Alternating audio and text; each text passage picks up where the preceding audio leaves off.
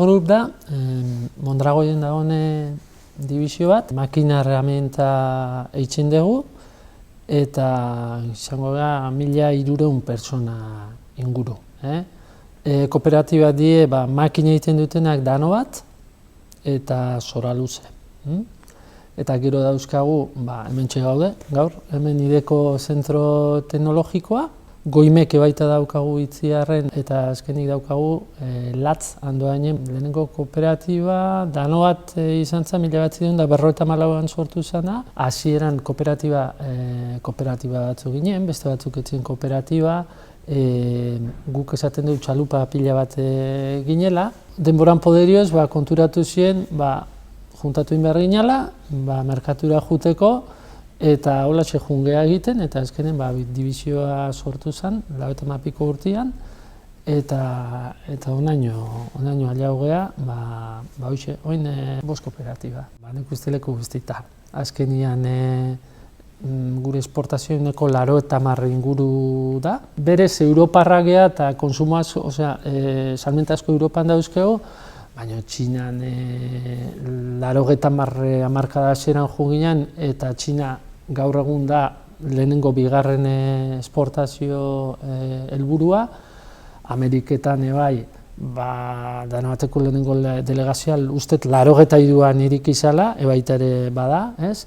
Eta, ez dakit, oin dela 45 urte, Australian linea ikaragarri bat saldu genuen, aurten beste bat integratzen egia, mundu guztin gaude. Gu gera referente bat, oso txikiak, baina egiten dugunean oso onak Euskadi mailan.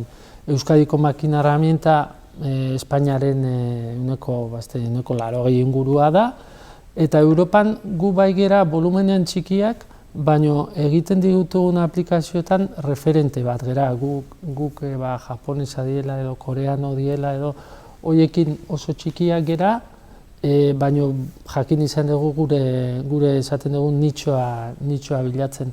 Bai Danova Grupen eta baita inguruan dauden beste makina herramienta fabrikante batzuk. Makinak inteligentiak izango dira, gu inteligentiak gehan egin. Hori gauzak pertsonak iteitzugu, ez?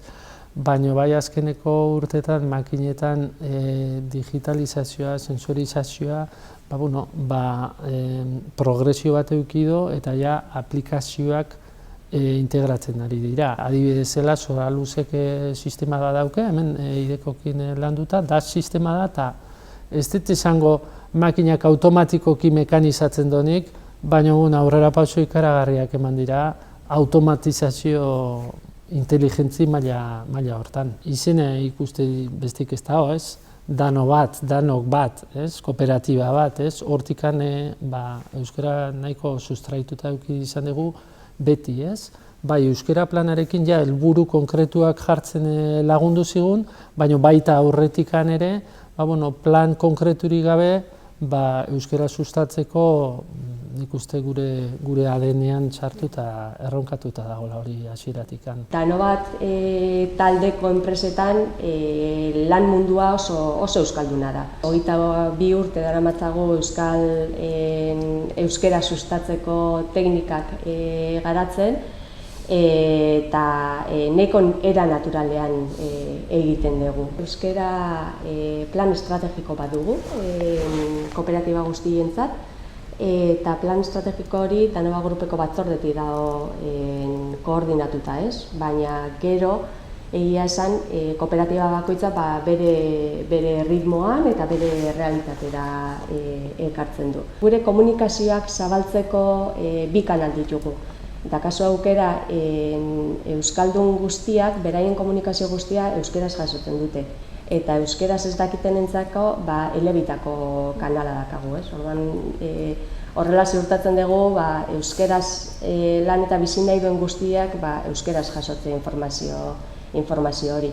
Egia da, gauden lekuan euskeraz bizi gara, euskeraz lan egiten dugu, baina gure bezeroan gehienak ingeles hiztunak dira, ingelesa erabiltzen dugu komunikatzeko. Eta orduan bai ikusi dugu, aurrera paso bezala gure erronketako bat dakagula da pixka bat definitu hizkuntza politika hori, ez? Hizkuntza bakoitzak bere lekua eta bere funtzioa izan behar du, eta horretan gabiltza. Ez da igun ahaztu, kanpoko atzerritar batek ere bere mundua badaukala, ez? Ez dakit, aleman batek, Bavierakoa bada, bere mundua badauke, ez dauke akaso hizkuntza aldaketarikan, baina beste kasutza batzutan, askotan bai, ez? Gu hemengo industri bat gara, gu nahi dugu hemengo baloriak sustatu, eta hortan jardun. Ezin dana, Danoa Group izan, makinetan referente, eta beste gauza batzutan ez izatea referente, hori bata, nik uste bestearekin datorrela, ez? Eta atzerritarrek nik uste oso ondo ulertzen dutela izateko hau. Kasu askotan beraiek ere badutelako bere idiosinkrasia. Oso interesgarria dira, emateizu aukera, ez? Industria munduko beste enpresekin ere egoteko, ideia berriak eztabaidatzeko, azkenean Danoa Groupetik kanpora ere beste realitate batzuk daude. Eta ikuspuntu hortatik oso aberasgarria da, partekatzea, beste industriako enpresekin. Lan mundua euskeratzea guretzako estrategia bezala hartu beharko genukela, ez?